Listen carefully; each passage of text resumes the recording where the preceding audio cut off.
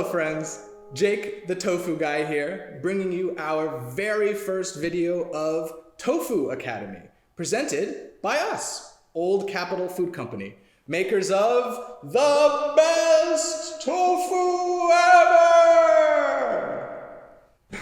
In fact, we get asked a lot, what makes our tofu the best? To answer that question, we wanted to talk about the different ways that tofu can be made and how on our tofu journey, we have been led to make certain choices. There are two main considerations in making tofu: the process and the ingredients. Let's start with the ingredients.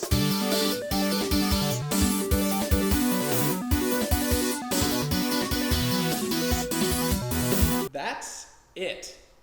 And because tofu is only 3 ingredients, each one becomes super important to the quality of the tofu.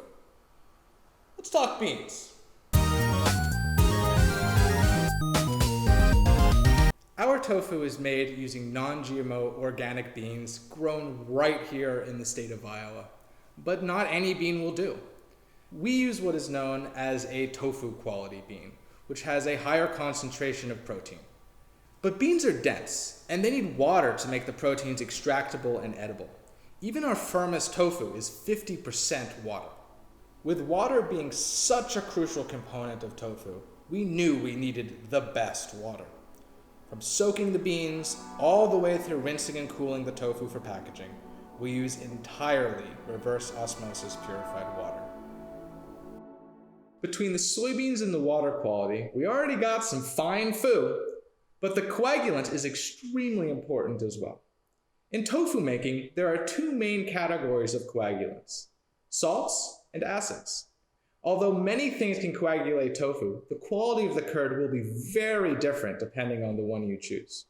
Let's talk about the main 3: glucono-delta-lactone, known as GDL, calcium sulfate, and magnesium chloride.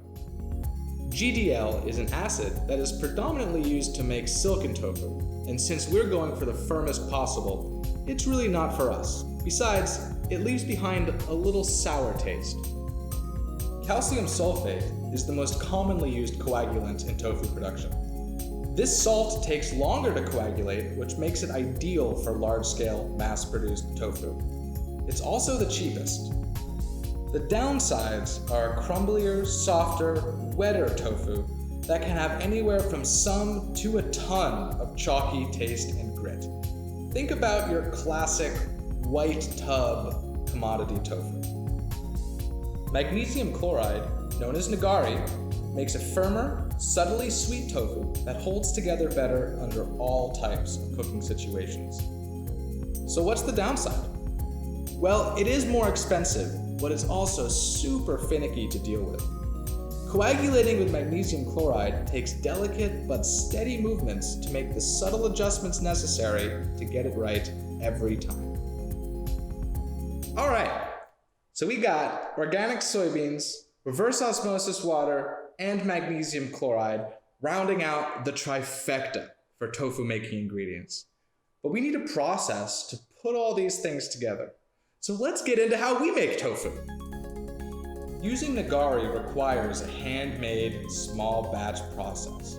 The coagulation happens much quicker than with other coagulants, so if you move too fast, you will overcoagulate the milk and make a tofu with a grainy texture. Move too slowly and you will undercoagulate, making the tofu looser and too soft.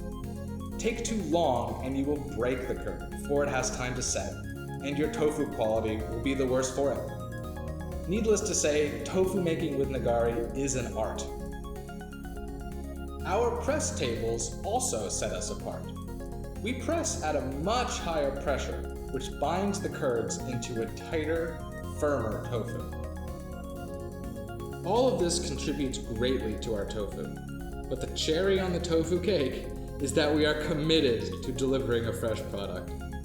Our tofu will never sit in a warehouse for weeks or months before even getting on the shelf. In fact, our tofu is always on the shelf within days of production, sometimes mere hours. Well, that's how you make the best tofu. If you liked this video, Please subscribe. We got more coming, whether it be how-tos, question and answers, and even recipes. Thank you for watching. This is Jake the Tofu Guy. Hope to see you soon.